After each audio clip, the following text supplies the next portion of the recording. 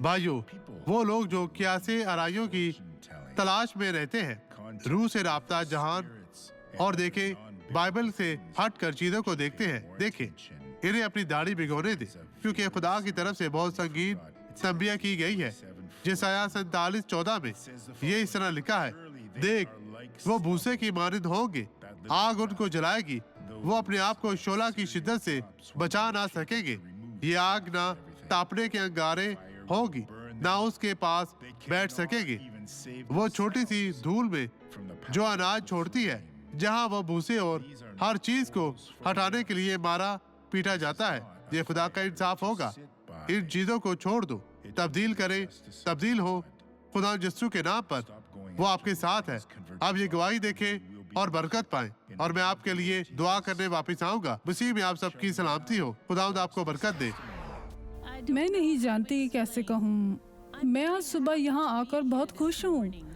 मैं खुदा की बहुत शुक्रगुजार हूँ। मैं बहुत शदीद दर्द महसूस कर रही थी। ये पिछले हफ्ते शुरू हुआ था। मैं अपना दायां बाजू और बायां बाजू उठा नहीं सकती थी। बहुत ज़्यादा दर्द होती थी।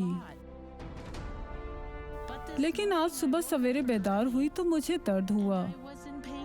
मुझे समझ नहीं आई कि क्या करूं। और मैंने कहा खुद से, नहीं, ये बदरू झूठी है। और आज सुबह मेरे उठने के बाद मैंने एक फ़र्क महसूस किया। लेकिन ये अब नहीं है जो होना चाहिए। मैं अपनी गाड़ी में बैठी और यहाँ आई।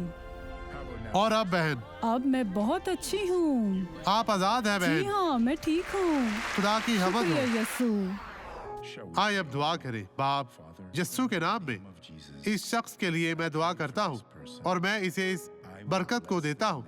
मैं जहालत की इस रूह से कहता हूँ, जादू टूने की, काले जादू की रूह से, मख्फी चीजों की, इन लोगों से बाहर निकलो।